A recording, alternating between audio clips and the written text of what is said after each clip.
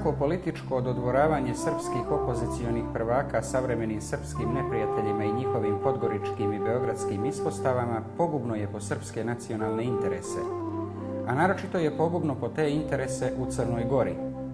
Kada se oni predstavljaju kao evropejci i kada izbjegavaju da se jasno deklarišu kao protivnici ulaska u NATO, oni time samo pokazuju da su nesposobni za vođenje odgovorne nacionalne politike. Konstrukcija kako je tradicionalno srpstvo negativan brend i da ono kao tako isključuje građanske vrijednosti je obična ideološka laž. Naprotiv, crnogorski državni nacionalizam i slavljenje kulta crnogorske državnosti s jedne strane i građanske vrijednosti s druge po svemu su antipodi. To je u Crnoj Gori oduvijek tako što dokazuju i početci parlamentarizma s početka 20. vijeka, kada se prva generacija školovanih ljudi našla na čelu opozicionog ujediniteljskog pokreta.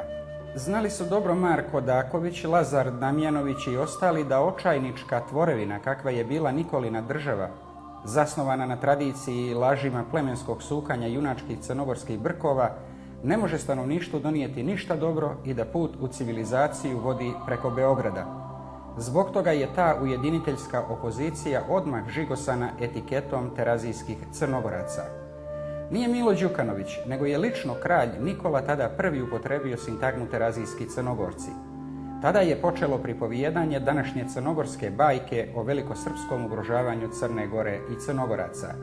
I još tada se tačnom pokazala velika politička misao Svetozara Miletića: mi smo i Srbi i građani. I Crnogorci i građani niti postoje, niti su kad postojali, niti će kao takvi ikad postojati, jer to proizilazi iz same suštine crnogorskog nacionalnog i državnog identiteta. Lideri stranaka koje danas okupljaju srpsko biračko tijelo stalno amnestiraju crnogorstvo i dokazuju kako su oni pravi njegoševski Crnogorci, to jest Srbi Crnogorci, dok su ovi današnji novokomponovani Crnogorci izdajnici. Na taj način oni samo čuvaju svoje poslaničke apanaže i, što je najgore, daju alibi ideolozima savremenog crnogorstva da bez velikog napora primjenjuju politiku zamjene teza, da koje vitezaju kako mi Srbi ugrožavamo njihov nacionalni i državni identitet i da nas istovremeno državnim nasiljem asimiluju i prevode u nacionalne Crnogorce. Kada danas neko od srpskih političkih lidera, baštinika ideologije tog nikolinsko-đilasovskog nadsrpstva, javno izusti već izlizanu floskulu kako on, eto, neće da bude manjina u državi koju su stvarali njegovi preci, on nam time u stvari poručuje: budimo Crnogorci da ne bismo bili manjina. To je tako zbog toga što važeći ustav nas Srbe ne prepoznaje nikako drugačije do kao manjinski narod. Što je to tako, zasluga je ne samo vlasti, nego i opozicije koja se prilikom donošenja Ustava protivila ustavnom definisanju Srba kao jednog od konstitutivnih naroda.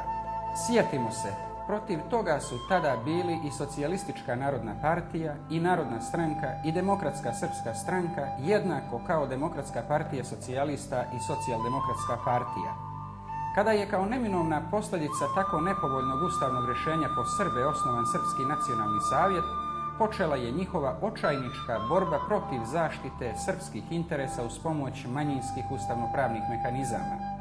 U tome im se odmah pridružila, čak i u tome počela da pred njima barijači u međuvremenu kilibardizovana Srpska narodna stranka pod imenom Nova. Borili su se dakle i izborili srpski politički lideri protiv statusa konstitutivnog, a sada se bore protiv statusa manjinskog naroda za Srbe. A to znači da se, braneći crnogorstvo, oni bore protiv Srba.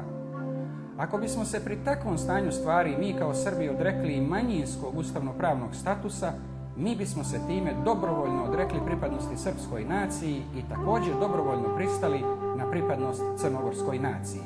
Nijesu naši preci stvarali crnogorsku državu da bi ona bila svrha samoj sebi i još manje da bi ona bila uslužni servis današnjim partijskim prvacima.